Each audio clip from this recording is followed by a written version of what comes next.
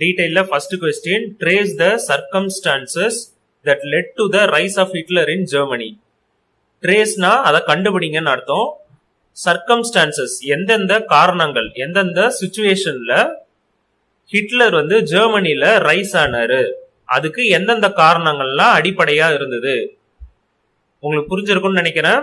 எந்தெந்த காரணங்கள், எந்தெந்த சிச்சுவேஷன்னால ஹிட்லர்ன்றவரு ஜெர்மனில அவரு பவருக்கு வந்தாரு, அவர் எப்படி மேல் மேல வந்தாரு, அதுக்கு காரணங்கள் என்ன. லெட் டுனா எதனால இது நடந்தது, எந்த காரணங்களால ஹிட்லர் வந்து பெரிய ஆளா ஆனாரு, அதுதான் மீனிங். இந்த ஆன்சர் ரொம்ப ரொம்ப ஈஸி, வெறும் கதை தான். ஆனா நிறைய நேம்லாம் ஞாபகம் வச்சுக்கணும். இந்த கொஸ்டினை பொறுத்தவரை இந்த ஆன்சரை பாக்குறதுக்கு முன்னாடி நம்மளுக்கு சில வார்த்தை, பேசிக்கான வார்த்தை எல்லாம் தெரியணும். அததான் உங்களுக்காக இங்க எழுதியிருக்கேன். Marxism or communism, Marxism or communism, socialism, Nazi or fascism, capitalism, democracy, republic. இந்த வார்த்தைக்கெல்லாம் மீனிங் தெரிஞ்சிச்சுனாலே இந்த கொஸ்டின்கான ஆன்சரை ஈஸியா படிச்சிடலாம்.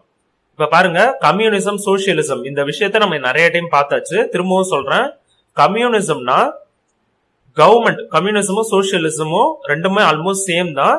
கவர்மெண்ட் தான் வந்து மக்களுடைய சொத்தெல்லாம் பார்த்துப்பாங்க, அவங்க தான் வந்து ஓனர் மாதிரி, மக்களுக்கு எல்லாத்தையுமே கரெக்டா பங்கிட்டு கொடுப்பாங்க.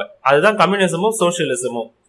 இதுக்கும் உள்ள வித்தியாசம் என்னன்னா, கம்யூனிசம்ன்றது கவர்மெண்ட் கிட்ட பவர் அதிகமா இருக்கும், சோசியலிசம்ன்றது மக்கள் கிட்ட அதிகமா பவர் இருக்கும். அவ்வளவுதான், ரொம்ப சிம்பிள். இன்னும் டீடைலா நிறைய விஷயம் இருக்கு, அதெல்லாம் அவ்வளோ வேண்டாம். கம்யூனிசம்ன்றது இப்போதைக்கு வேண்டாம். கம்யூனிசம்ன்றது சோசியலிசம்ன்றதும் ரெண்டுமே கவர்மெண்ட் தான். ஏதாவது ஒரு நாடு இருக்கு, அந்த நாட்டுல கவர்மெண்ட் தான் மக்களுடைய எல்லா சொத்தையுமே பார்த்துப்பாங்க, அவங்க தான் ஓனர் மாதிரி. அவங்க வந்து அந்த சொத்துக்கள் எல்லாம் கவர்மெண்ட் எடுத்துக்கிட்டு, கவர்மெண்ட் வந்து யார் யாருக்கு இல்லையோ அவங்களுக்கு பிரிச்சு கொடுப்பாங்க அந்த சொத்தெல்லாம்.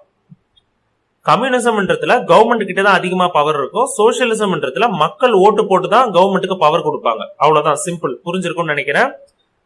கம்யூனிசம் மார்க்சிசம்னு சொல்லுவாங்க.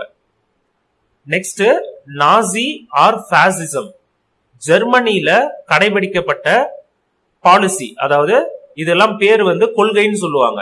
கம்யூனிச கொள்கை, சோசியலிச கொள்கை அப்படின்லாம் சொல்லுவாங்க. அது மாதிரி பாசிச கொள்கை, இப்ப கூட நியூஸ்ல இந்த பேர்லாம் நிறைய சொல்லுவாங்க. பாசிசம் கொள்கை. நாசி, நாசின்ற ஜெர்மனியை தான் நாசின்னு சொல்லுவாங்க. அவங்க கடைபிடிச்ச கொள்கைக்கு பேரு பாசிசம். அந்த பாசிசத்துல கவர்மெண்ட் வந்து தன்னுடைய மிலிட்டரியை யூஸ் பண்ணி மக்களை கட்டுப்படுத்தி வச்சிருப்பாங்க. இதுலயும் கவர்மெண்ட்டுக்கு தான் ரொம்ப அதிகமான பவர் இருக்கு. கவர்மெண்ட் வந்து தன் நாட்டை தான் பெரிய நாடு, தன் நாடு தான் மத்த நாடை கம்பேர் பண்ணும்போது பெருசு, தன் நாட்டுக்காக எந்த நாட்டை வேணாலும் அழிக்கலாம், அது மாதிரியான வன்முறை கொள்கை கொண்டவங்க தான் பாசிசம். அதுக்கு அடுத்தது கேபிட்டலிசம். இந்த பாசிசம் பத்தி தான் நம்ம இந்த ஆன்சர்ல டீடைலா பார்க்க போறோம். ஏன்னா ஹிட்லரோட கொள்கை அதுதான். ஹிட்லர் ஜெர்மனியை சேர்ந்தவர் தான், அவருடைய கொள்கையை பத்தி தான் இப்ப நம்ம பார்க்க போறோம். அவர் எப்படி வந்து பவருக்கு வந்தாரு அதெல்லாம். கேபிட்டலிசம்னா முதலாளித்துவம், முதலாளிகள், இப்ப கார்பரேட்ஸ் அப்படின்லாம் சொல்லுவாங்க, கேள்விப்பட்டிருப்பீங்க. இதுலயும் நியூஸ்லயே வந்திருக்குது, கார்பரேட் கொள்கை, கார்பரேட்கள் அப்படின்லாம் வந்திருக்கும். கேபிட்டலிசம்னா என்னன்னா, முதலாளிகள் என்ன சொல்றாங்களோ அதை ஒரு நாடு கேட்டுதுன்னா அதுக்கு பேர் கேபிட்டலிசம். அவங்க தான் டிசிஷன் எல்லாம் எடுப்பாங்க, அவங்க தான் முடிவு எடுப்பாங்க. கவர்மெண்ட் கிட்டயே அவங்க தான் இந்த முடிவெல்லாம் எடுக்கணும்னே சொல்லுவாங்க. இதெல்லாம் தான் 4 முக்கியமான கொள்கைகள். அது இல்லாம ஒரு 2 முக்கியமான வார்த்தை உங்களுக்கு தெரியணும். டெமோக்ரசி.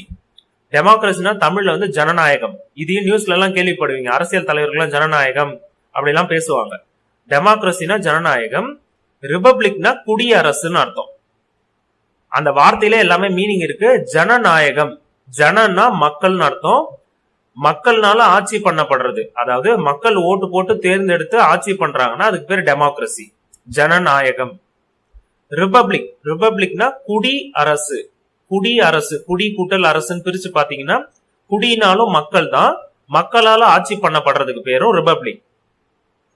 இப்ப இந்த எல்லா வார்த்தைக்கும் உங்களுக்கு அர்த்தம் புரிஞ்சிருக்கும்னு நினைக்கிறேன். இப்ப ஆன்சரை பார்த்தோம்னா இன்னும் தெளிவா புரியும், ஈஸியா, அந்த வார்த்தையெல்லாம் ஈஸியா இருக்கும். எவல்யூஷன் ஆஃப் ஜெர்மன் பாசிசம், இந்த டைட்டில் போட்டு கூட எழுதலாம். The origin of German fascism goes back to 1919. நான் பாசிசம்னா அது ஒரு கொள்கைன்னு சொல்லிட்டே இருக்கணும். ஜெர்மன் நாட்டுக்காரங்க கடைபிடிச்ச கொள்கைக்கு பேரு பாசிசம். ஜெர்மன் பாசிசம் சொல்லுவாங்க. அதோடைய ஆரம்பம் எங்கன்னா, ஆரிஜின்னா அதோட ஆரம்பம் கோஸ் பேக் டு 1919 வருஷம். அந்த வருஷத்துல அந்த கொள்கை வந்து ஆரம்பிச்சதுன்னு சொல்றாங்க. அதை எப்ப பார்க்கலாம், அதை ஆரம்பிச்சதை எப்ப பார்க்கலாம்னா கோஸ் பேக் டு, நம்மளுக்கு படத்துலாம் நீங்க டிவி எல்லாம் பார்க்கும்போது பழைய காலத்து விஷயத்தெல்லாம் சொல்லும் போது கோஸ் பேக் டு அப்படின்னு சொல்லுவாங்க. அந்த காலத்துல நடந்தது அப்படின்னு சொல்றாங்கல்ல, அதுதான் கோஸ் பேக் டு. அந்த காலத்துல இது மாதிரி எல்லாம் இருந்தாங்க அப்படின்லாம் சொல்லுவாங்க படத்துல, இல்ல நீங்களே கேள்விப்பட்டிருப்பீங்க. அந்த வார்த்தை தான் இது, கோஸ் பேக் டு. அந்த காலத்துல ஜெர்மன் பாசிசம் வந்து ஆரம்பிச்சது. when a group of 7 men, அப்ப என்ன ஆச்சுன்னா 7 பேர் கொண்ட ஒரு குரூப் வந்து மீட் பண்ணாங்க. மெட் இன் முனிச். முனிச்ன்ற ஒரு சிட்டி ஜெர்மனில இருக்கு. அந்த சிட்டில மீட் பண்றாங்க. மீட் பண்ணி என்ன பண்றாங்கன்னா, founded the national socialistic German workers party. ஒரு கட்சி ஆரம்பிக்கிறாங்க. பார்ட்டினா கட்சி, ஃபவுண்டட்னா ஆரம்பிக்கிறது, நேஷனல் அந்த நாட்டுக்காக ஆரம்பிக்கிறாங்க. சோசியலிசம் கொள்கை கொண்டவங்க ஆரம்பிக்கிறதுனால அது பேர் சோசியலிஸ்ட். ஜெர்மனி நாட்டை சேர்ந்தவங்க. ஒர்க்கர்ஸ் பார்ட்டி, அவங்களாம் வேலை செய்யறவங்க, அதனால அதுக்கு ஒர்க்கர்ஸ் பார்ட்டி. தொழிலாளர்கள் கட்சின்னு சொல்லுவாங்கல்ல, தொழிலாளர்கள் கட்சி. அது நாளடைவுல அந்த கட்சியோட பேரை வந்து அப்ரிவேட் பண்றாங்க. சுருக்கமா எப்படி சொல்லுவாங்கன்னா நாசி பார்ட்டி அப்படின்னு சொல்லுவாங்க. இப்ப பாத்தீங்கன்னா நாசிசம், அதாவது நாசி கொள்கை வந்து பாசிசம் சொல்லுவாங்க. நாசின்றவங்க ஜெர்மனி நாட்டை சேர்ந்தவங்க, அவங்களோட கொள்கைக்கு பேர் பாசிசம். அவங்க ஆரம்பிக்கும் போது அந்த கட்சியோட பேரு சோசியலிச கொள்கையா தான் இருந்தது. இப்ப இங்க பாருங்க, ஆல்மோஸ்ட் வந்து சோசியலிசம்ல ஆரம்பிச்சுதான் நாசின்றவங்க பாசிசம்க்கு மாறினாங்க. அப்ப ஆரம்பிக்கும் போது அது சோசியலிச கொள்கையோட தான் ஆரம்பிச்சிருக்காங்க. அப்புறம் நாளடைவுல அது வந்து நாசி பார்ட்டியா மாறிடுச்சு. நாசி கொள்கை கொண்டவங்களா மாறிட்டாங்க. அதுக்கு பேரு பாசிசம், அந்த கொள்கைக்கு பேரு, ஜெர்மனி நாட்டோட கொள்கைக்கு பேரு. இப்ப 7 பேர் ஒன்னா சேர்ந்து இந்த கட்சி ஆரம்பிச்சாங்கன்னு சொன்னோம். அதுல முக்கியமான ஒருத்தர் தான் அடால்ஃப் ஹிட்லர். ஒன் ஆஃப் தெம்னா அந்த 7 பேர்ல ஒருத்தர் வந்து Adolf Hitler. Hitler had developed violent political biases against Jews. ஹிட்லர்ன்றவரு வளர்த்துக்கிட்டாரு, டெவலப் பண்ணிக்கினாரு. என்ன டெவலப் பண்ணிக்கினாருன்னா, ஜூஸ்ன்றவங்க, யூதர்கள்னு ஒரு மதம் இருக்கு. அந்த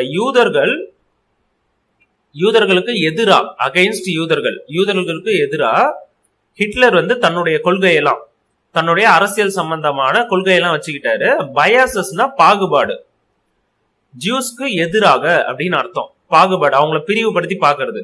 அந்த பிரிவுபடுத்தி பார்த்ததும் எப்படி பண்ணாங்கன்னா, வன்முறையான விஷயமா பண்ணாங்க, வயலண்ட். அதாவது அந்த மதத்தை சேர்ந்தவங்களை அடிக்கிறது, சாவடிக்கிறது, கொல்றது, அது மாதிரி. அதுக்கு பேரு தான் வயலண்ட், வன்முறையா கையாண்டாங்க. யாரு? ஹிட்லர்ன்றவரு ஜூஸ்க்கு, யூதர்களுக்கு எதிரா. இப்ப உங்களுக்கே புரிஞ்சிருக்கும், பாசிசம்ன்றது ஜூஸ்ன்ற மதத்தை எதிர்த்து நடந்ததுதான். அதை பேஸ் பண்ணி தான், அதை முக்கியமா வச்சுதான் இந்த கொள்கையே ஃபார்ம் ஆச்சு. அவங்க நாட்டுக்கு ஜூஸ்ன்றவங்க வரவே கூடாது, ஜெர்மனி நாட்டு சேர்ந்தவங்களுக்கு மட்டும்தான் அப்படின்ட்டு இதை ஆரம்பிச்சாங்க. இந்த பாசிசம் கொள்கையெல்லாம் ஆரம்பிச்சது. ஹி அசோசியேட்டட், அதாவது ஹிட்லர்ன்றவரு அசோசியேட்டட் ஜுடாயிசம் வித் மார்க்சிசம். ஜுடாயிசம்னா ஜூஸ், அந்த யூதர்கள்னு சொன்னோம்ல, அவங்களுடைய கொள்கைக்கு பேரு ஜுடாயிசம். அதுவும் மார்க்சிசமும் ஒண்ணு.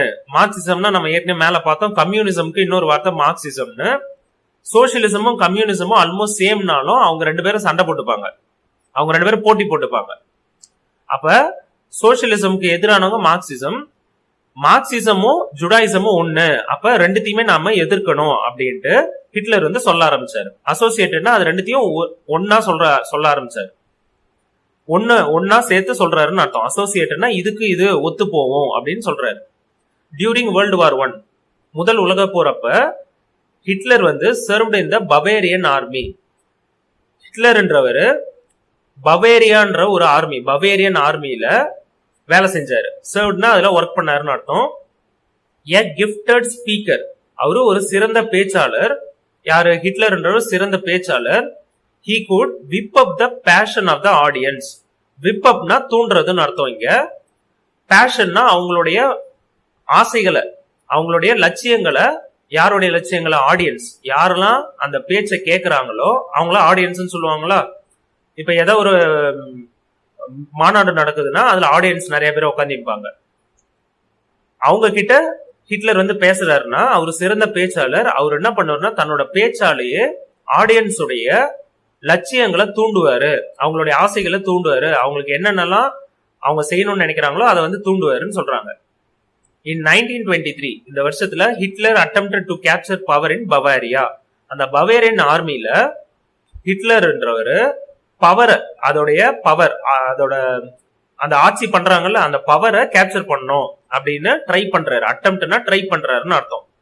பவர்னா உங்களுக்கே தெரியும், பவர் நம்ம கையில இருக்குன்னா நம்ம ஆட்சி பண்ண முடியும், அதுதான் பவர் நீங்க மீன் பண்றாங்க. அதை அவரு கேப்சர் பண்ணணும்னு நினைக்கிறாரு, பிடிக்கணும்னு நினைக்கிறாரு. ஆனா அவர் என்ன தப்பு பண்ணிட்டாருன்னா ப்ரீ மெச்சூர் லான்ச். ப்ரீ மெச்சூர்னா என்னன்னா டைம் பார்த்து அதை ஆரம்பிச்சிருக்கணும். ஆனா அதெல்லாம் பண்ணாம முன்கூட்டியே இயர்லியாவே அந்த அதுக்கான போராட்டத்தை ஆரம்பிச்சிட்டாரு, அந்த புரட்சியை ஆரம்பிச்சிட்டாரு. நேஷனல்னா நாடு முழுக்க, ரெவல்யூஷன், ரெவல்யூஷன்னா புரட்சி. அந்த நாட்டுல பவாரியான்ற அந்த ஆர்மியில பவரை கேப்சர் பண்றதுக்காக இவர் ஒரு புரட்சி பண்றாரு. ஆனா அந்த புரட்சிய இயர்லியாவே முன்கூட்டியே பண்ணிட்டாரு. டைம் பார்த்து கரெக்டா பண்ணாம முன்கூட்டியே பண்ணதுனால அவர் வந்து பிரிசன், கடைசியா ஜெயிலுக்கு போக வேண்டிய நிலைமை ஆயிடுச்சு. லேண்டடிம்னா அவரு பிரிசனுக்கு போக வேண்டிய நிலைமை வந்துருச்சு. இப்ப இந்த ரெவல்யூஷன், இந்த புரட்சியை எந்த இடத்துல பண்ணாங்கன்னா on the outskirts of Munich. Munich என்ற சிட்டி நம்ம ஏற்கனவே பார்த்தோம். அந்த சிட்டியோட நகர்னு சொல்லுவாங்க, நகரம். சிட்டின்றத நகரம்னு சொல்லுவாங்க. நகரத்தோட வெளிப்புறத்துல, நகரத்துக்கு உள்ளார கிடையாது, நகரத்துக்கு பக்கத்துல ஆனா வெளியே, அதுதான் அவுட்ஸ்கர்ட்ஸ். அவுட்னா வெளியேன்னு அர்த்தம், அவுட்ஸ்கர்ட்ஸ்னா நகரத்துக்கு வெளியே இந்த புரட்சி பண்ணாரு. அதை முன்கூட்டியே பண்ணதுனால அந்த ஏற்கனவே பவர்ல இருந்திருப்பாங்கல்ல அவங்க வந்து இவரை கண்டுபிடிச்சு, இவர் பண்ணதெல்லாம் கண்டுபிடிச்சு அவரை வந்து ஜெயில போட்டுறாங்க.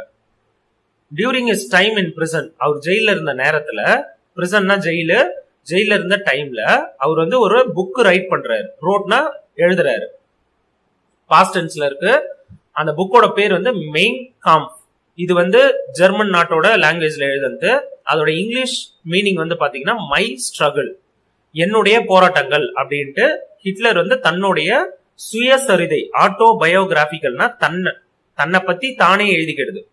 பயோகிராபினா அவங்க லைஃப பத்தி எழுதுறது, ஆட்டோனா தானே எழுதுறது. புரிஞ்சிருக்கும்னு நினைக்கிறேன். பயோகிராபினா பயோகிராபிக்கல் கொடுத்துருக்காங்களா அப்படின்னா என்ன மீனிங்னா ஒருத்தவங்களுடைய லைஃப பத்தி எழுதுறது. இப்ப தோனியோட லைஃப பத்தி எழுதுறாங்க, இல்ல சச்சினோட லைஃப பத்தி எழுதுறாங்க, அது மாதிரி அப்துல் கலாமோட லைஃப பத்தி எழுதுறாங்க. இது மாதிரி தலைவர்கள் இல்ல பெரிய புகழ்பெற்றவங்களை பத்தி எழுதுறதுக்கு பேரு பயோகிராபி. ஆட்டோ பயோகிராபினா தானே எழுதுறது. இப்ப தன்னை பத்தி தானே எழுதுறது. இப்ப ஹிட்லரை பத்தி அவரே எழுதினாரு, அதனால இதுக்கு பேர் ஆட்டோ பயோகிராபிக்கல் புக்கு. அதுல என்னென்னலாம் இருந்ததுன்னா கண்டெய்னிங், அதுல என்னெல்லாம் இருந்ததுன்னா அவருடைய பொலிட்டிக்கல் ஐடியாஸ், இப்ப இந்த பாசிசம் கொள்கை அதை பத்தி எல்லாம் அதை இருந்தது. அந்த புக்குக்கு பேரு வந்து மை ஸ்ட்ரகிள். இது வரைக்கும் புரிஞ்சிருக்கும்னு நினைக்கிறேன். கதை தான். அவர் வந்து ஒரு கட்சி ஆரம்பிச்சாரு, ஒரு 7 பேர் சேர்ந்து கட்சி ஆரம்பிச்சாங்க. அவங்க வந்து ஜூஸ்க்கு எதிரானவங்க. அவர் பவேரியன் ஆர்மியில வேலை செஞ்சாரு. அந்த ஆர்மியில வேலை செய்யும் போது பவரை கேப்சர் பண்ணணும்னு நினைக்கிறாரு, அதுக்காக ஒரு போராட்டம் பண்றாரு. அந்த போராட்டத்தை கண்டுபிடிச்சிடுறாங்க ஏற்கனவே பவர்ல இருக்கிறவங்க, அவர் ஜெயில போட்டுறாங்க. அவர் ஜெயில போயிட்டு இந்த புக் எழுதுறாரு. புக்கோட பேர் ரொம்ப முக்கியம். நான் இந்த எல்லோ கலர்ல ஹைலைட் பண்ணிருக்கிறதுனா நீங்க எக்ஸாம்ல நிச்சயமா எழுதுறதுக்கு பாருங்க, அப்பதான் நிறைய மார்க் கிடைக்கும். இப்ப நெக்ஸ்ட் பார்ப்போம். இந்த பிரசிடென்ஷியல் எலெக்ஷன் ஆஃப் 1932 இந்த வருஷத்துல கம்யூனிஸ்ட் கட்சி வந்து இவ்வளவு லட்சம் ஓட்டு வந்து வாங்கிட்டாங்க. இது வந்து 60 லேக் ஓட்ஸ். இதை நீங்க கணக்கு பண்ணி பாத்தீங்கன்னா 60 லேக் வருது. 60 லேக் ஓட்ஸ் வந்து போல்ட் அபவுட்னா அவங்க பெற்றாங்கன்னு அர்த்தம். எலெக்ஷன் அப்ப அவங்க பெற்ற ஓட்டுகள் வந்து இவ்வளவு லட்சம் ஓட்டை வந்து கம்யூனிஸ்ட் கட்சி வந்து பெற்றாங்க. இப்ப நான் ஏற்கனவே முதலே சொன்னேன், கம்யூனிசம் கொள்கை வேற, பாசிசம் கொள்கை வேற, கேபிட்டலிசம் கொள்கை. கேபிட்டலிசம்னா முதலாளிகளோட கொள்கை, முதலாளிகள் முடிவெடுக்கிறதோட கொள்கைக்கு பேரு கேபிட்டலிசம் சொன்னேன். இப்ப கம்யூனிஸ்ட் பார்ட்டி கவர்மெண்டோடைய பவர் அதிகமாயிடுச்சுன்னா முதலாளிகளுக்கு பிரச்சனையாது. அதனால முதலாளிகள் என்ன பண்ணாங்கன்னு பாருங்க. அலார்ம்டுனா கம்யூனிஸ்ட் கட்சி வந்து இவ்வளவு பவர்ல வராங்க, அது வந்து நம்மளுக்கு ஆகாது, அதனால பயந்த இது மாதிரி நடக்கக்கூடாது அப்படின்ட்டு அலாம்னா என்ன, அலாம் எதுக்கு அடிக்கும், யாரையாவது ஒருத்தவங்கள ஏதோ ஒரு பிரச்சனை வருது அப்படின்னு சொல்றதுக்காக தான் அலாம் அடிக்கும். அந்த அலாம்டு இது மாதிரி நடந்ததுனால அலாமான கேபிட்டலிஸ்ட்னா முதலாளிகள் அண்ட் ப்ராப்பர்ட்டி ஓனர்ஸ், சொத்துக்கள் எல்லாம் வச்சிருக்கிறவங்க. இப்ப சொத்துக்கள் வச்சிருக்கிறவங்க ஏன் வந்து பயப்படுறாங்க? கம்யூனிஸ்ட் கட்சி பவருக்கு வந்துருச்சுன்னா அவங்க இவங்களுடைய சொத்துக்கள் எல்லாம் எடுத்துப்பாங்க, கவர்மெண்டே எடுத்துக்கும். இப்ப நல்லா புரிஞ்சிருக்கும்னு நினைக்கிறவங்களுக்கு நான் அதுக்குதான் அந்த வார்த்தையெல்லாம் முதலே சொல்லிட்டேன். கவர்மெண்ட் வந்து அவங்களோட சொத்துக்கள் எல்லாம் எடுத்துக்கிச்சுன்னா என்ன பண்ணுவாங்க? ப்ராப்பர்ட்டி ஓனருக்குலாம் சொத்துலாம் அவங்க கையில இருந்து போயிடும். அதனால அவங்களும் பயப்படுறாங்க, முதலாளிகளும் தன்னோட ஃபேக்டரி எல்லாம் கவர்மெண்ட் எடுத்துப்பாங்க அப்படின்ற பயம். இவங்க பயந்ததுனால என்ன பண்ணாங்க? கம்யூனிஸ்ட் கட்சி பவருக்கே வரக்கூடாது, அப்ப நம்ம யாருக்கு சப்போர்ட் பண்ணலாம்னா பாசிசம் கொள்கை கொண்டவங்களுக்கு சப்போர்ட் பண்ணலாம். டில்டட் டுவர்ட்ஸ்னா அவங்க தங்களுடைய சப்போர்ட்டா மாத்திக்கிறாங்க. யாருக்கு சப்போர்ட்டா மாத்திக்கிறாங்கன்னா பாசிசம் கொள்கை கொண்டவங்க, அதாவது ஹிட்லர் டீமுக்கு சப்போர்ட் பண்ண ஆரம்பிக்கிறாங்க. ஹிட்லர் வந்து இதை சூப்பரா யூஸ் பண்ணிக்கிட்டாரு. ஹிட்லர் எக்ஸ்ப்ளாய்டட், அதை யூஸ் பண்ணிக்கினாரு.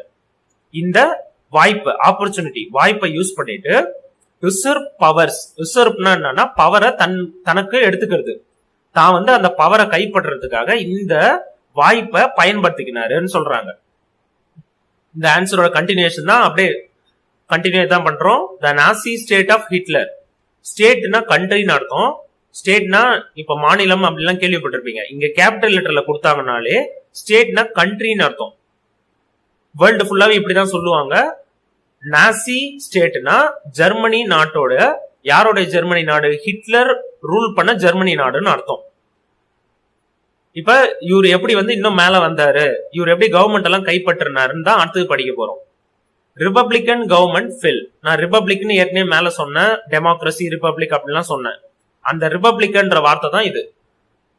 மக்களால ஆட்சி பண்ணப்பட்ட கவர்மெண்ட் வந்து ஃபில்னா அந்த கவர்மெண்ட்டுக்கு பவர் போயிடுச்சு, அவங்க வந்து ஆட்சி இழந்துட்டாங்க. எதனாலனா ஆஸ் த கம்யூனிஸ்ட் ரெஃப்யூஸ்டு.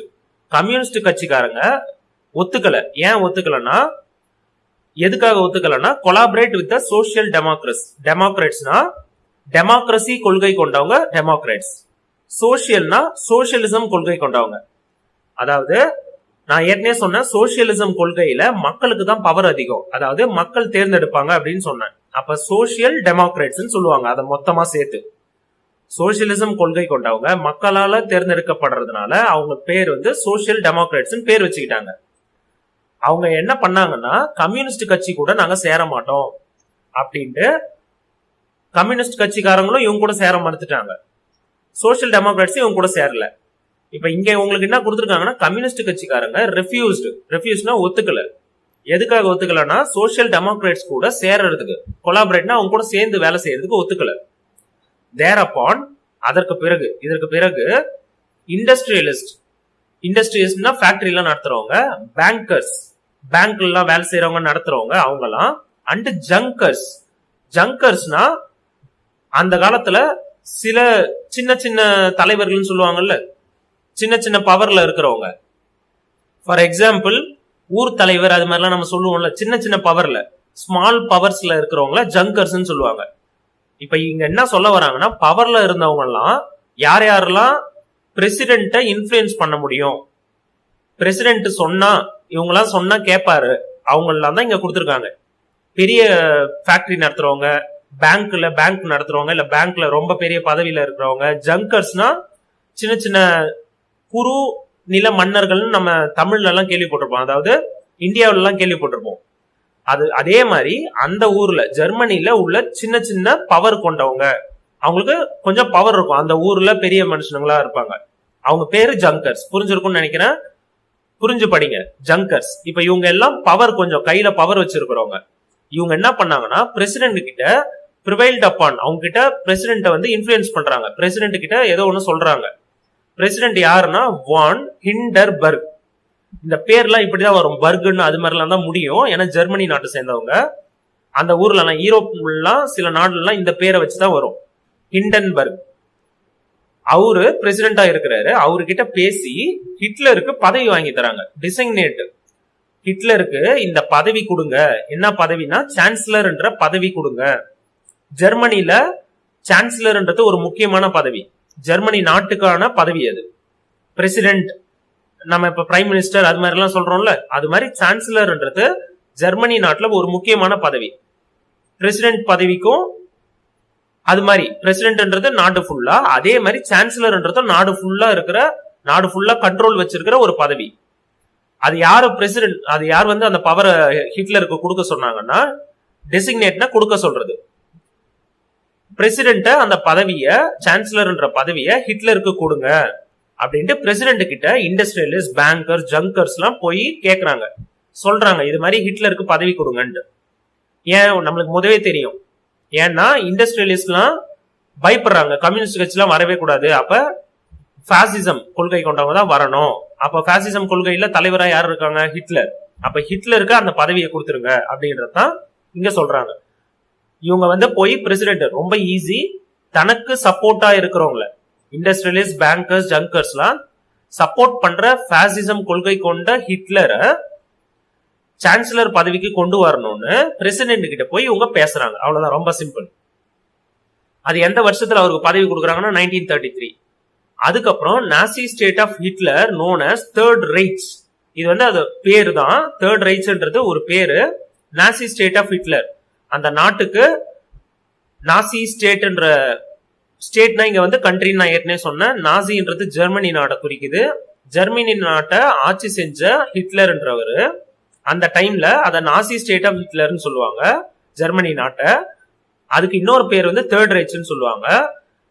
இது மாதிரி இவருக்கு பதவி கொடுத்ததுனால, ஹிட்லருக்கு பதவி கொடுத்ததுனால ஏற்கனவே மக்களால ஆட்சி பண்ணப்பட்ட அந்த நாட்டோட நிலைமையே மாறிடுச்சு. பிராட் அண்ட் எண்ட், ஏற்கனவே இருந்த மக்களால ஆட்சி பண்ணப்பட்ட ஜனநாயகத்துக்கு பார்லிமெண்ட் எல்லாம் நடத்துவாங்கல்ல, பார்லிமெண்ட்ல யார் இருப்பாங்க, மக்களால தேர்ந்தெடுக்கப்பட்டவங்க இருப்பாங்களா, எம்பிஸ் எல்லாம் சொல்லுவாங்க நம்ம இந்தியாவில. அந்த பார்லிமெண்டரி டெமோக்ரஸின்றதே, மக்களால ஆட்சி பண்ணப்படுற ஒரு முறையே எண்ட் ஆயிடுச்சு, முடிவுக்கு வந்துருச்சுன்னு சொல்றாங்க. இது வரைக்கும் புரிஞ்சிருக்கும்னு நினைக்கிறேன். இதுக்கப்புறம் ஹிட்லர் பதவிக்கு வந்துட்டாரு, அவர் என்னென்னலாம் பண்ணாருன்றதான் அடுத்தது கொடுத்துருக்காங்க. ரொம்ப சிம்பிளான கதை தான், உங்களுக்கு எல்லா வார்த்தையும் புரியணும், அதுக்காக தான் நான் டைம் எடுத்து சொல்றேன். வீடியோட டைமும் அதிகமா இருக்குன்னு நினைக்க தேவையில்ல. எல்லா வார்த்தையும் புரிஞ்சதுன்னா நீங்க 1 மார்க்ல இதை யூஸ் பண்ணலாம், 2 மார்க்ல யூஸ் பண்ணலாம், கேப்ஷன் கொஸ்டின்ல யூஸ் பண்ணலாம். அது மாதிரி நிறைய இடத்துல ஓனா கிரியேட்டிவ் கொஸ்டினும் இதுல இருந்து வரும். அதனாலதான் நான் இவ்வளவு ஸ்லோவா நடத்துறேன். இந்த ஒரு கொஸ்டின் தான் படிக்கிறோம்னு நினைக்காதீங்க, இதை பேஸ் பண்ணி நிறைய நீங்க மார்க் எடுக்கலாம், நிறைய கொஸ்டின் எழுதலாம், நிறைய 1 மார்க் படிக்கலாம். அதுக்காக தான் நான் இவ்வளவு டீடைலா சொல்றேன். இப்ப இதை கண்டினியூ பண்ணுவோம். Hitler replace the block of the Weimar republic.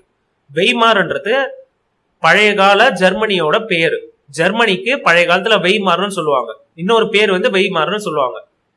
Hitler வெய்மார் republic, ரிபப்ளிக்னா மக்களால் ஆட்சி பண்ணப்பட்டதுன்னு சொன்ன குடியரசு, குடினா மக்கள், மக்களால ஆட்சி பண்ணப்பட்டது.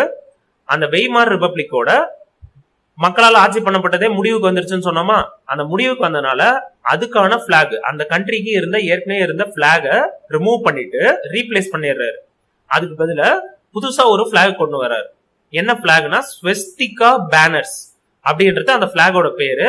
ஆஃப் நேஷனல் சோசியலிசம், அந்த கட்சின்றதுனால அந்த கட்சியோட பேர் கொடுத்துருக்காங்க, நேஷனல் சோசியலிசம் கொள்கை கொண்டவங்க அப்படின்ட்டு. அந்த பிளாக் எப்படி இருக்கும்னா இது மாதிரி தான் இருக்கும். நம்ம ஏற்கனவே சொன்னோம், பாசிசம் கொள்கை கொண்டவங்க வயலண்டா வன்முறையை கையாள்வாங்கன்ட்டு. நீங்க இந்த பிளாக கூகுள்ல போட்டு பாத்தீங்கன்னாலே தெரியும், இப்படிதான் அந்த பிளாக் இருக்கும். இந்த வெளியே ஒரு பாக்ஸ் மாதிரி இருக்கும், இந்த வெளியே இருக்கிற அந்த பாக்ஸ்குள்ளார இருக்கிற இடத்துல எல்லாமே ரெட் கலரா இருக்கும். நீங்க இந்த பிளாக இந்த ஸ்வஸ்திகா பேனர்ஸ் சொன்னோம்ல, அந்த பிளாகோட நேம் ஸ்வஸ்திகா பேனர்னே நீங்க கூகுள்ல போட்டீங்கன்னா உங்களுக்கு இந்த பிளாக் கிடைக்கும். இந்த பிளாக் எப்படி இருக்கும்னா இந்த இடத்துலலாம் ஃபுல்லா ரெட்டா இருக்கும். ரெட்னா என்ன, வன்முறையை குறிக்குமா, அதுக்காகவே தான் இவங்க இந்த பிளாகை சூஸ் பண்ணியிருப்பாங்க. இந்த கலர்லாம் அதெல்லாம் யோசிச்சு பாத்தீங்கன்னா ஈஸியா புரியும். இந்த பிளாகோட கலர்லாம் ஈஸியா ஞாபகம் வச்சுக்கலாம். ரெட் கலர்ல இருக்கும், உள்ளார சர்க்கிள் மாதிரி போட்டு அதுக்குள்ளார இந்த மாதிரி ஒரு சிம்பிள் இருக்கும் பிளாக் கலர்ல. உள்ளார ஒயிட் இருக்குல்ல, ஒயிட்டுக்கு மேல உள்ளார ஒயிட்டா தான் இருக்கும், ஒயிட்டுக்கு மேல பிளாக் கலர் சிம்பிள் இருக்கும், வெளியே ஃபுல்லா ரெட்டா இருக்கும். நான் உங்களுக்கு அந்த ரெட் கலர் போடல, உங்களுக்கு சொல்லிடுறேன். ரெட் கலரா இருக்கும் வெளியே, உள்ளார ஒயிட் கலர்ல பிளாக்கா இருக்கும். நீங்க கூகுள்லயே போட்டு பாருங்க, அது ஈஸியா கிடைக்கும் உங்களுக்கு. அதுக்கு பேர் தான் ஸ்வஸ்திகா பேனர். நான் எதுக்காக இத உங்களை போய் கூகுள் எல்லாம் பார்க்க சொல்றேன், அந்த மேப்பை பாருங்கன்னு சொல்றேன்னா, அதை பாத்தீங்கன்னா இந்த பேர் உங்களுக்கு ஞாபகம் இருக்கும். படத்தை பார்த்தோம்னா பேர் ஞாபகம் இருக்கும், அதுக்காக தான். அந்த பிக்சரை பாருங்க. Germany was converted into a highly centralized state. இப்ப ஹிட்லர் கிட்ட பவர் போயிடுச்சு. அப்ப ஹிட்லர் என்ன பண்ணுவாரு, எல்லா பவரையுமே கவர்மெண்ட் கிட்ட எடுத்துப்பாரு. மத்திய அரசு, இங்க சென்ட்ரலைஸ்டு ஸ்டேட்னா என்னன்னா மத்தியில ஆட்சி பண்ற அரசுன்னு அர்த்தம். மத்திய அரசு, சென்ட்ரல் கவர்மெண்ட் அப்படின்னு சொல்லுவாங்கல்ல. அந்த நாட்டுல உள்ள சின்ன சின்ன ஸ்டேட் கவர்மெண்ட் எல்லாம் பவர் எல்லாம் குறைச்சிட்டு எல்லா பவரையுமே சென்ட்ரல் கவர்மெண்ட் எடுத்துக்குதுன்னு சொல்றாங்க. ஜெர்மனி வந்து ஜெர்மனில உள்ள சின்ன சின்ன ஸ்டேட்ஸ், அங்க ஸ்டேட் கவர்மெண்ட், அதாவது சின்ன சின்ன ஊர்லாம் இருக்கும்ல, அவங்களுக்கான பவர் எல்லாம் குறைச்சிட்டு ஜெர்மனின்ற ஹோல் நாடு, ஃபுல் நாட்டுக்கும் சேர்த்து ஒரு சென்ட்ரல் கவர்மெண்ட் இருக்குமா, அவங்க தான் இந்த சான்சலர், பிரசிடென்ட், அவங்கலாம். அந்த சான்சலருக்கெல்லாம் பவரை அதிகமாக்கிறாரு, ஏன்னா அவர் தான் அந்த பதவியில இருக்கிறார். அது மட்டும் இல்லாம பொலிட்டிக்கல் பார்ட்டி, இப்ப மத்த கட்சி எல்லாம் இருந்தா தானே போட்டி போட்டு இவங்க கூட வந்து எதிரா இருப்பாங்க, அது மாதிரி யாருமே இருக்கக்கூடாது. நாசி கட்சி மட்டும்தான் கரெக்டான கட்சி, மத்த எல்லா கட்சியுமே சட்டப்படி செல்லாது. வேற எந்த கட்சியுமே, இப்ப இந்தியாவில பாத்தீங்கன்னா எவ்வளவு கட்சி இருக்கும், இப்ப தமிழ்நாட்டிலே பாத்தீங்கன்னா நிறைய கட்சி இருக்கும், ஒரே பேர்லயே நிறைய கட்சி தான் இருக்கும், கொஞ்சோண்டு தான் டிஃபரன்ஸ் இருக்கும். ஆனா ஜெர்மனி நாட்டுல நாசி பார்ட்டின்ற கட்சி மட்டும்தான் இருக்கணும்ட்டு ஹிட்லர் வந்து ஒரு உத்தரவு போட்டார். மத்த எந்த கட்சி, பொலிட்டிக்கல் பார்ட்டினா அரசியல் கட்சின்னு அர்த்தம், எந்த ஒரு அரசியல் கட்சி இருந்தாலும் அது சட்டப்படி செல்லாது. இத சொல்லிட்டு இது மட்டும் இல்லாம army of brown shirted and jack booted storm troopers was expanded. இந்த ஆர்மின்றது எதுக்காகனா, இந்த ஆர்மி எதுக்காகனா, இதுக்கு பேரே கொடுத்துருக்காங்க பாருங்க, பிரவுன் ஷர்ட் போட்டிருப்பாங்களாம், ஜாக் பூட்டட்னா பூட்ஸ்னு கேள்விப்பட்டிருப்பீங்க, பூட்ஸ் ஷூ அப்படின்னு கேள்விப்பட்டிருப்பீங்க, போலீஸ் எல்லாம் போட்டிருப்பாங்க பாத்தீங்களா பூட் ஷூ. அதுவே ஜாக் பூட்டட்னா என்ன அர்த்தம்னா முட்டி வர, அதாவது நம்ம காலோட நீ பார்ட் இருக்குல்ல, KNE நீ பார்ட், அது வரைக்கும் பூட்ஸ் போட்டிருப்பாங்க. ஷூவே அவ்வளவு தூரம் இருக்கும், பாதி கால அளவுக்கு இருக்கும், அதுக்கு பேர் தான் ஜாக் பூட்டட். ஸ்டார்ம் ட்ரூப்பர்ஸ்னா அந்த ஆர்மியோட பேரு. இந்த ஆர்மியை எக்ஸ்பேண்ட் பண்றாரு, விரிவு பண்றாரு. ஏன் விரிவு பண்றாருன்னா, இந்த ஆர்மியில இருக்கிறவங்களை யூஸ் பண்ணி தான் மக்கள் யாராவது கவர்மெண்ட்டுக்கு எதிராக போராடினாங்கன்னா அவங்கள ஒடுக்கிறதுக்காக, அவங்கள சாவடிக்கிறதுக்கு, அவங்கள ஷூட் பண்றதுக்கு, அவங்கள அரெஸ்ட் பண்றதுக்கு, அது மாதிரி பண்றதுக்காக இந்த ஆர்மியை எக்ஸ்பேண்ட் பண்றாங்க. ஏன்னு காரணம் புரிஞ்சுக்கிட்டீங்கன்னா ஈஸியா ஞாபகம் இருக்கும். த ஹிட்லர் யூத் வாஸ் கிரியேட்டட், ஒரு அமைப்பு ஒன்று உருவாக்குறாரு. ஹிட்லருக்கான யூத்னா இளைஞர்கள், ஹிட்லருக்கு சப்போர்ட் பண்ற இளைஞர்களை வச்சு ஒரு அமைப்பை யூஸ் பண்றாரு. அது மட்டும் இல்லாம லேபர் ஃப்ரண்ட்ன்ற ஒரு அமைப்பை யூஸ் பண்றாரு. லேபர்னா உழைப்பாளிகள், உழைப்பாளிகளுக்கு சப்போர்ட்டா ஒரு ஆர்கனைசேஷன் அப்படின்னு அர்த்தம். இது எதுக்காக இந்த லேபர் ஃப்ரண்ட் ஏன் ஆரம்பிக்கிறாருன்னா, கீழே கொடுத்திருப்பாங்க, டு கண்ட்ரோல் இண்டஸ்ட்ரியை கண்ட்ரோல் பண்றதுக்காக. இப்ப வந்து நம்ம ஏற்கனவே பார்த்தோம், இண்டஸ்ட்ரியலிஸ்ட்லாம் இவங்க ஹிட்லருக்கு சப்போர்ட் பண்ண ஆரம்பிச்சிட்டாங்க. இண்டஸ்ட்ரியலிஸ்ட் ஏன் சப்போர்ட் பண்ணாங்க, தான் சொல்றத வந்து இன்னும் கொஞ்ச நாள்ல கவர்மெண்ட் கேட்க வைக்கணும், இண்டஸ்ட்ரியலிஸ்ட் சொல்றத கவர்மெண்ட் கேட்க வைக்கணும்ன்றதுக்கு தான் இண்டஸ்ட்ரியலிஸ்ட் வந்து ஹிட்லருக்கு சப்போர்ட் பண்ணாங்க. ஹிட்லர் என்ன பண்ணிட்டாரு, லேபர் ஃப்ரண்ட்னு ஒரு அமைப்பை உருவாக்கிட்டு, அந்த இண்டஸ்ட்ரியெல்லாம் நம்மள கண்ட்ரோல் பண்ணக்கூடாது, நம்ம தான் அவங்கள கண்ட்ரோல்ல வச்சுக்கணும்ட்டு அவங்கள கண்ட்ரோல்ல வச்சுக்கிறதுக்காகவே ஒரு அமைப்பை உருவாக்குறாரு. அந்த அமைப்புக்கு பேரு தான் லேபர் ஃப்ரண்ட்.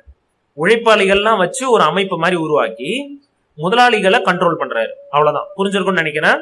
அடுத்த பாயிண்ட் இதுல கண்டினியூ பண்ணுவோம். ட்ரேட் யூனியன்ஸ் வேர் அபாலிஷ்ட். ஆனா லேபர் ஃப்ரண்ட் ஒன்னு ஆரம்பிச்சுட்டு ட்ரேட் யூனியன்னா இப்ப தொழிலாளர்கள் அமைப்புன்னு எல்லாம் சொல்லுவாங்கல்ல, யூனியன் ஃபார்ம் பண்றாங்க, ஃபேக்டரியில யூனியன் வச்சிருக்காங்க அப்படின்லாம் சொல்லுவாங்க. அந்த யூனியன் எல்லாம் அபாலிஷ் பண்ணிடுறாரு. அபாலிஷ்னா கேன்சல் பண்ணிடுறாரு. தேர் லீடர்ஸ் அரஸ்டட், அதுக்கு லீடரா இருந்தவங்க எல்லாம் அரெஸ்ட் பண்ணிடுறாரு. சிம்பிளா என்ன பண்றாருன்னா, தான் மட்டும் தான் பவர்ல இருக்கணும், வேற யாருக்கும் எந்த கட்சி எந்த ஒரு தலைவரும் இருக்கவே கூடாதுன்ட்டு எல்லாரையுமே அரெஸ்ட் பண்ணி அழிச்சிடுறாரு. Strikes were made illegal, strike பண்ணக்கூடாது. Wages were fixed by the government தான் ஊதியத்தை, தொழிலாளர்களுக்கான ஊதியத்தை முடிவு பண்ணணும். வேஜஸ்னா ஊதியம். And the labour front was used by the Nazis to control industry. நான் இது ஏற்கனவே சொல்லிட்டேன், லேபர் ஃப்ரண்ட்னு ஒரு அமைப்பு ஆரம்பிக்கிறாங்க. அது எதுக்காக ஆரம்பிக்கிறாங்கன்னா,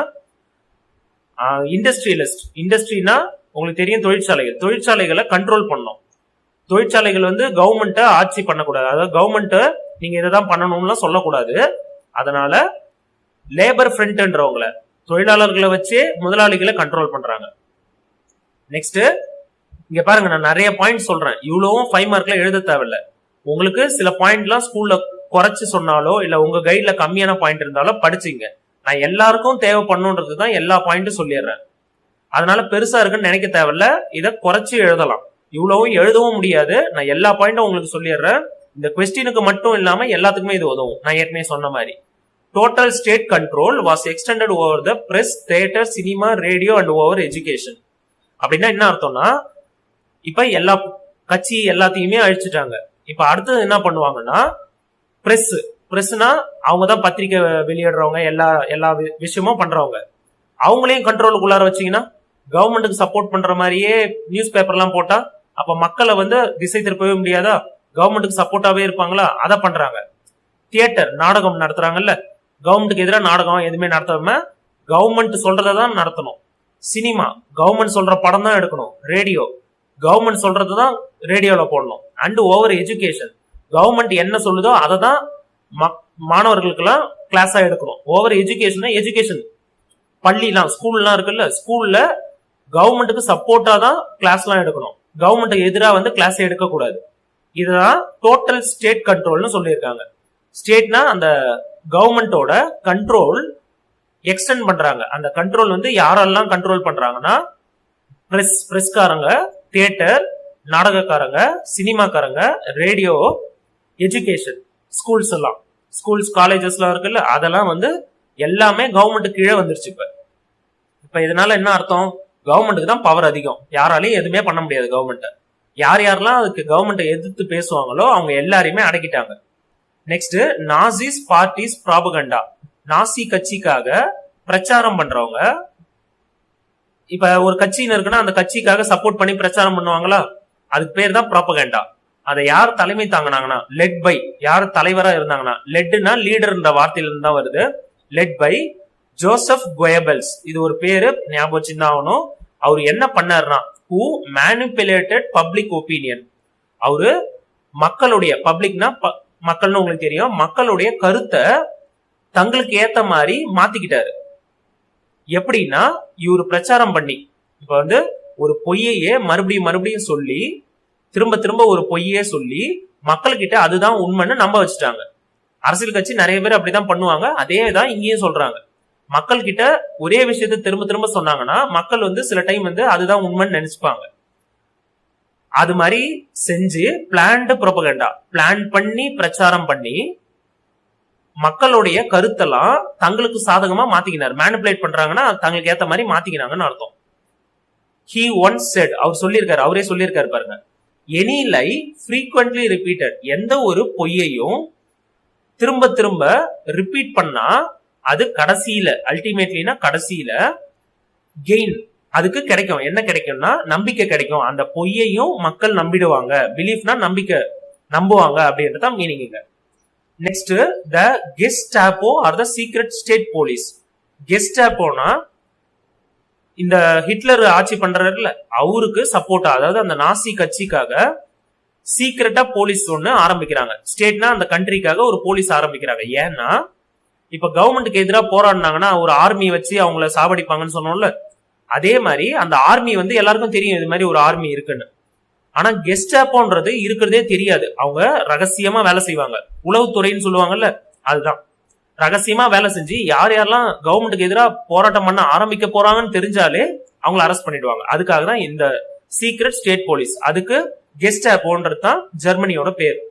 இது ஜெர்மன் லாங்குவேஜ், அதனால இங்கிலீஷ்லயும் இங்க கொடுத்திருக்காங்க.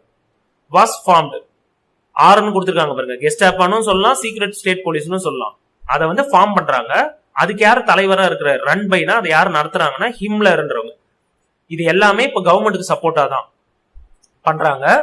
நெக்ஸ்ட், இன்னும் ஒரே ஒரு பாயிண்ட் மட்டும் எழுதணும், மத்த இதெல்லாம் தேவையில்ல, நடுவில் இருக்கிறதெல்லாம் தேவையில்ல. இந்த ஒரு பாயிண்டோட தான் முடியுது. இன் ஆகஸ்ட் 1934 இந்த வருஷத்துல ஹிண்டன்பர்க்ன்றவர் பிரசிடென்டா இருந்தாருன்னு சொன்னோமா, வான் ஹிண்டன்பர்க்னு, அவர் இறந்துடுறாரு, டைடு.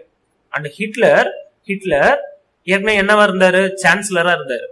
அப்பார்ட் ஃப்ரம் பீயிங் சான்சலரா மட்டும் இல்லாம இப்ப பிகேம் போத் பிரசிடென்டாவும் மாறிடுறாரு, கமாண்டர் இன் சீஃப். அதாவது அந்த ரெண்டு பதவியுமே அவருக்கு கிடைக்குதுன்றதான் சொல்றாங்க. கமாண்டர் இன் சீஃப்னா என்னன்னா ஆர்ம்டு போர்சஸ், இந்த ஆர்மி எல்லாம் சொல்றாங்கல்ல, அந்த ஆர்மில கமாண்டர் இன் சீஃப்னா அதுதான் அதிகபட்ச பதவி.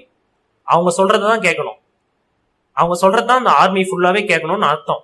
அததான் கமாண்டர் இன் சீஃப்ன்ற பதவி குறிக்குது. பிரசிடென்ட் உங்களுக்கு தெரியும், ஒரு நாட்டோட பிரசிடென்ட்.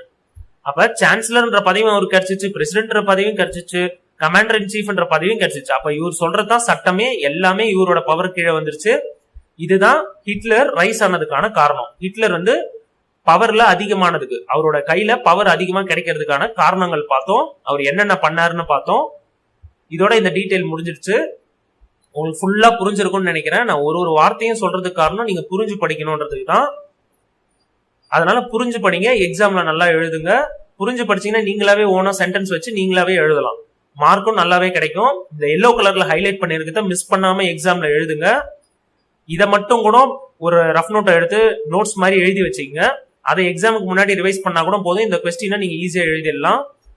ஹிஸ்டரியை பொறுத்த வரைக்கும் நேம், வருஷம், இந்த இயர் அதெல்லாம் கொஞ்சம் படிச்சுதான் ஆகணும்.